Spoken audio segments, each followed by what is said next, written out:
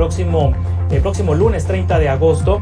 Está con nosotros esta tarde Gustavo Rojas Ayala, director general de Mexicanos Primero en Sinaloa. Gustavo, ¿cómo está? Muy buenas tardes. Hola, muy buenas tardes. Muchas gracias por la invitación. Gracias. Gustavo, también el doctor Luis Medina, pedagogo y coordinador de la maestría en educación de la Universidad Anáhuac. Doctor, ¿cómo está? Muy buenas tardes. Muy buenas tardes, tanto gusto. Muchas gracias. Hemos hecho un recorrido por el país, Luis y Gustavo, un recorrido por varias entidades de la República, y la constante es que las escuelas de educación básica, preescolares, secundarias, primarias, públicas, no cuentan con la infraestructura necesaria para arrancar el ciclo escolar el próximo lunes. La Secretaría de Educación Pública dijo ayer que entre el 90 y 95% de las escuelas estarán listas para el próximo lunes, pero no se ve cómo. Esto obviamente pues está generando incertidumbre en los padres de familia sobre si llevar o no llevar a los hijos. Gustavo Rojas, ¿qué me puede comentar sobre esta situación? Es un escenario que la verdad en México ha tomado más tiempo en resolverse del que quisiéramos. Si uno mira el contexto internacional, uno verá que México ha sido uno de los países que durante mayor tiempo ha permanecido con las aulas cerradas. En Sinaloa, esa tendencia se revirtió a partir del 26 de abril del ciclo escolar anterior, fecha en la cual, a partir de la mecánica de centros comunitarios de aprendizaje, tuvimos una primera experiencia de regreso a las clases presenciales en cerca de 900 escuelas para 26.000 estudiantes, de los más de 800.000 que están en la educación pública en el Estado. Sin embargo, frente a un inminente inicio del ciclo escolar 2021-2022, evidentemente la conversación se reactiva. Y a diferencia del anuncio de la Secretaría de Educación, lo que nosotros como Mexicanos Primero señalamos, y lo hicimos recientemente a partir de una rueda de prensa de esta mañana, es que en México 1 de cada 4 escuelas realmente se encuentra en una situación de una baja oportunidad de reapertura. Esto quiere decir que, mirando tanto a ciertas características de la escuela como su tamaño, como la cantidad de docentes y de salones disponibles para los estudiantes, y también mirando la situación epidemiológica, la vulnerabilidad de salud que experimentan las familias y otra serie de variables, efectivamente existen un 25% de escuelas primarias y secundarias que hoy están en un nivel de oportunidad bajo para poder abrir, y que por lo tanto requerirán gradualmente irse incorporando a las clases presenciales. Por cierto, no sin antes contar con una serie de apoyos económicos, logísticos y pedagógicos que hasta el momento no hemos visto.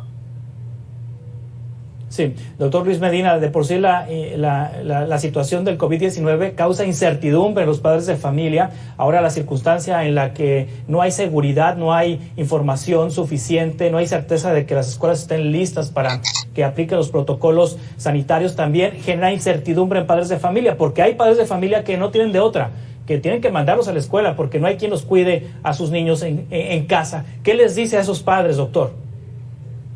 Bueno, definitivamente, primero que nada está la seguridad y el bienestar de nuestros niños y adolescentes mexicanos.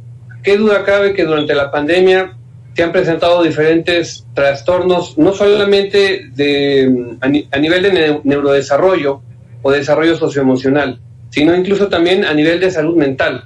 Bien lo señalas, Juan Carlos, estamos siendo testigos de un hecho histórico en nuestro país y en el mundo, donde se han vivido situaciones de depresión, de estrés, de miedo, de apego sobre todo, ¿no?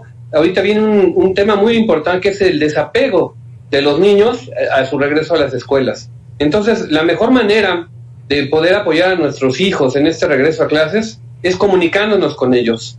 En primer lugar, haciéndoles conscientes, primero conocer cómo se sienten de regresar a ellos. Muchos de ellos, por supuesto, se encuentran animosos y se encuentran muy entusiasmados de regresar a las aulas. Sabemos que estas condiciones de salud que prevalecen actualmente en nuestro país no son las mejores. Sin embargo, considerando los protocolos y demás, algunas escuelas, no quiero decir todas, sí están preparadas para recibirlos. Entonces, en este sentido, yo creo que hay que motivar a nuestros hijos, hay que hacerles también conscientes de que hay que activar una serie de nuevos hábitos, darles estructura, darles también lineamientos para que puedan administrar mejor su tiempo, adaptarse a esta nueva realidad educativa, ser resilientes como lo hemos venido siendo tanto padres de familia, estudiantes y profesores, y sobre todo, poco a poco, sobre todo con los mayores, empezar a promover en ellos esta capacidad de aprendizaje autónomo. Sí, y una circunstancia que también se tiene que prever en el regreso a clases, Gustavo Rojas, es la atención psicológica. Los niños tienen 15, 16 meses sin pisar las aulas, sin estar en contacto con sus compañeros, sin estar en contacto directo, persona a persona con sus maestros. Además del retraso educativo, también está el retraso en las relaciones interpersonales. Es correcto. Recientemente, nosotros como Mexicanos Primero condujimos una importante investigación levantando casos en más de 2.000 hogares en el país. Y lo que encontramos a partir de esta investigación, que se llama Equidad y Regreso, va más allá inclusive del tema de lo que uno esperaría del desarrollo escolar propiamente tal. Por ejemplo, en 9 de cada 10 hogares, producto del fallecimiento generado por algún caso de COVID, la familia perdió algún familiar o algún ser querido cercano.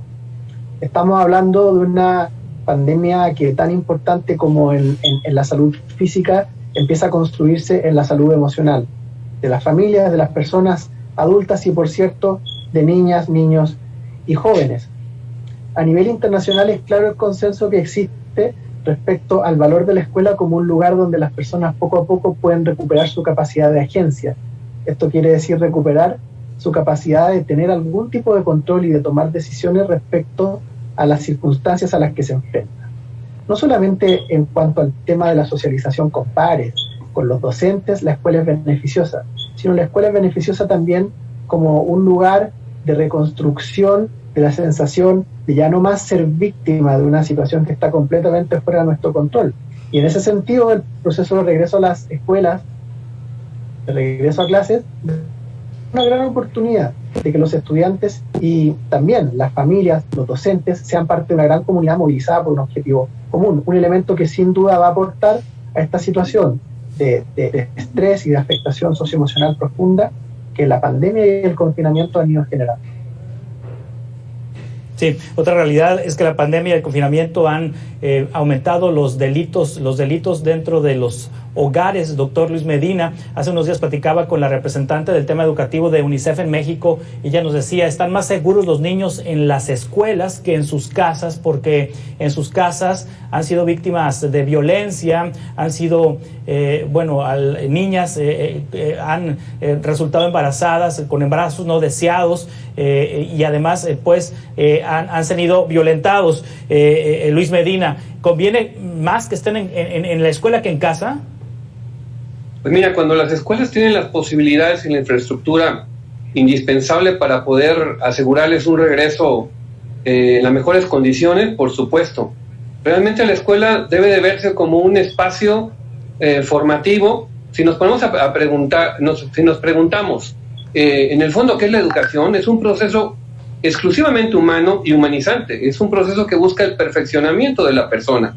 En este sentido, las escuelas tienen la gran tarea de crear ambientes propicios para facilitar esta formación integral, no solamente para adquirir conocimientos, sino para promover una serie de valores, de hábitos, de estrategias y, por supuesto, de capacidades para aprender a lo largo de la vida que no se pueden aprender definitivamente en las casas. Sabemos que los padres de familia son los principales responsables de la educación de sus hijos.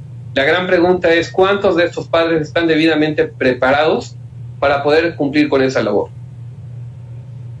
Claro. Les agradezco mucho sus puntos de vista. Gustavo Rojas Ayala, director general de Mexicanos Primero en el estado de Sinaloa, y doctor Luis Medina, pedagogo y coordinador de la maestría en educación de la Universidad de Anáhuac. Muchas gracias. Estamos en contacto para seguir platicando sobre estos temas. Gracias. Hasta pronto. Continuamos con más noticias en un par de minutos.